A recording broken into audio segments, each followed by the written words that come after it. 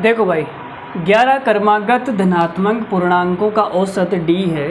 यदि अंतिम दो संख्याओं को हटा दिया जाए तो औसत में कितनी कमी या वृद्धि होगी आपको बताना है। ठीक है, तो कैसे हैं आप? उम्मीद करता हूँ मस्त होंगे, ज़बरदस्त होंगे। तो चलिए स्टार्ट करते हैं।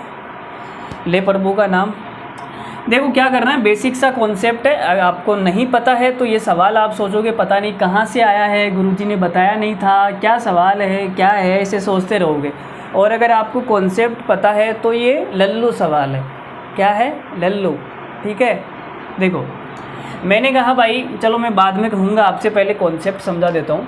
देखो लगातार संख्या लिखी हुई है, लगातार क्रमागत धनात्मक पूर्णांक, तो आपने कहा लिख देते हैं। जैसे मैंने लिख दिया भाई 5, 6, 7, 8, 9, 10, 11, 12। ठीक है, चलो 13 भी लिख लो। ये संख्या आपके सामने लिखी हुई है। तो मैंने आपसे कहा भाई इनका एवरेज बता दो कितना आएगा। तो आपने कहा गुरुजी जो एवरेज होता है लगातार संख्याओं का वो बीच वाली संख्या होती है, तो इनका एवरेज कितना आएगा? 5 संख्या आपने इधर छोड़ दी, ये होगा ना। 4 संख्या आपने इधर छोड़ दी और 4 संख्या आपने इधर छोड़ दी, तो बीच वाला एवरेज आ गया 9। यह आपका एवरेज आ गया। ठीक है, अब अगर मैं 2 संख्या हटा दूं, लास्ट वाली मैंने 2 संख्या हटा दी, अब इनका एवरेज कितना आएगा? तो आप बोलोगे सर 3 संख्या इधर छोड़ दो, 3 संख्या इधर छोड़ दो, बीच वाली संख्या एवरेज आ जाएगी 8।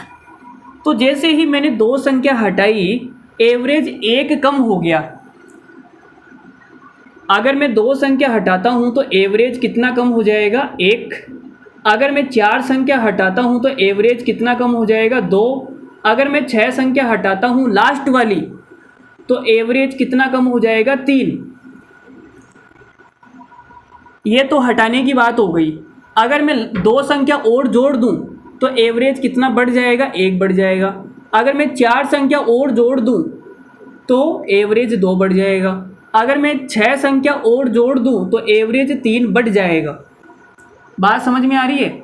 अगर आपने n संख्या हटा दी तो एवरेज कितना कम हो जाएगा? n/2। और अगर आप n संख्या जोड़ देते हो तो एवरेज कितना बढ़ जाएगा? n/2। बात समझ आ गई? तो ये तो कॉन्सेप्ट हो गया हमारा क्रमागत लगातार धनात्मक पूर्णांकों का। अब अगर मैं इवन ओड की बात करूं, इतना लिख लो, आप नोट लगा के लिख लेना। ठीक है, समझा तो मैंने दिया ही, समझ में आ ही गया। अब इवन ओड का अगर केस हो तो इवन ओड का जो चक्कर है वो क्या है वो भी देख लो।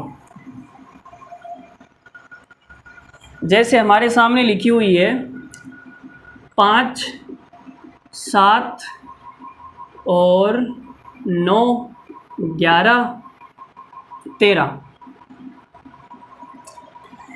ऑड संख्याएं आपके सामने लिखी हुई है।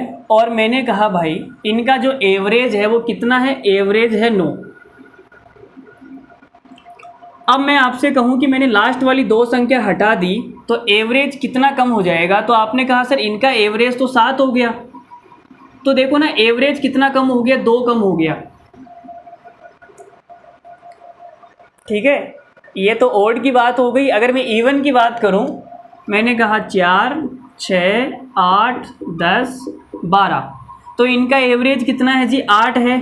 मैंने लास्ट वाली 2 संख्या हटा दी, अब एवरेज कितना आएगा? 6 आएगा, तो 2 कम हो गया। तो इवन ओड के चक्कर में क्या होता है, इवन या ओड, जितनी संख्या आप लास्ट से हटाओगे उतना ही एवरेज कम हो जाएगा। अगर आपने 2 संख्या हटाई तो एवरेज भी 2 कम हो जाएगा।